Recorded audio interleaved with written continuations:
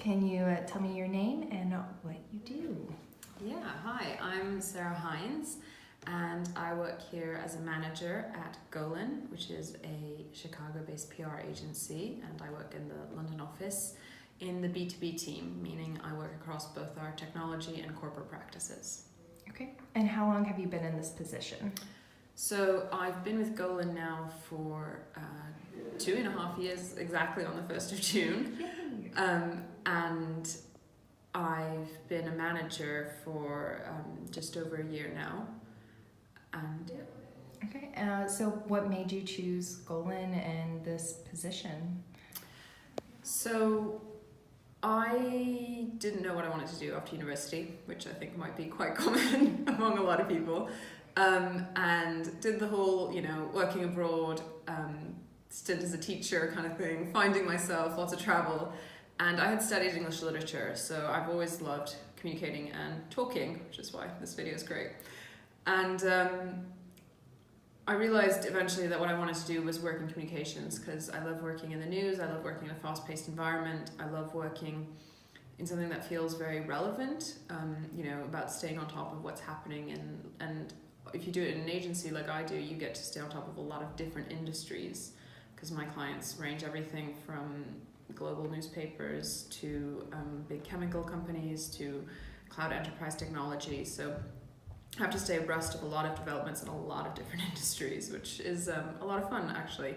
And the reason I picked Golin in particular was, well, in a lot of ways I like to think it was mutual.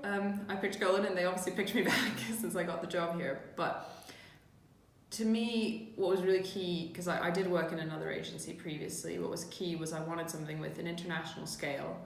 I wanted to work on big projects that had not only big budgets, but also big ideas, and that were really trying to do something that would have, a national or international impact. And I get that here, for some of our clients, we're the EMEA or the global hub for them. So we roll out campaigns that, you then see live, going live across the world, which is kind of incredible. And obviously any big agency hopefully could kind of fulfill that, but I think what it was about Golin for me was really the people. Everyone I met when I was interviewing here was really nice, kind of, all the Glassdoor reviews were brilliant. I knew someone who'd worked here before who really loved it, and there's lots of good perks like unlimited holiday, which didn't hurt either. And I think I just kind of fell in love with the company and the company culture. And I think for me, the final point as to why Golin's so special, also within our own industry, is that we work on something called the G4 model, which is a specialism model. And you see more and more agencies actually starting to copy us. But basically, we think that people have specialisms and have skills that, being a traditional PR means you're a bit of an all-rounder. And of course, our staff still are all-rounders, but we all have, some people are better at writing, some people are better at talking to a journalist and selling in a story, some people are better at the budgets and the spreadsheets. And Golin works along a model that kind of lets people do a bit of everything, but also have a specialism and kind of work to their skill set. And for me, that was really intriguing. Awesome. So how do you think that this area is changing in the global communication aspect that you mentioned?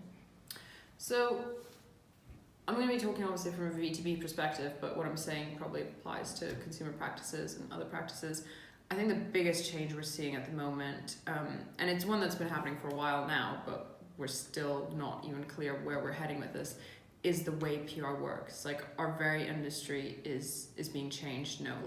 You can still talk today to people who remember going for those 3-hour lunches that we all know about the PR industry, and who used to fax press releases to journalists.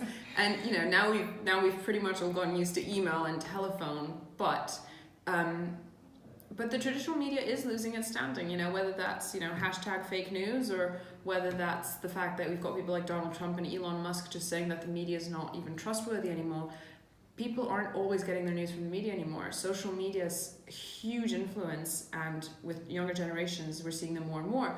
But then, you look at the demographics on Facebook, people over 55 are the biggest demographic on Facebook now. The same thing is starting to happen to Twitter. So especially if you're a brand trying to build a long-term reputation and thinking about your future demographic, even, you know, the traditional aspects of social media aren't even where you need to be anymore or need to be talking.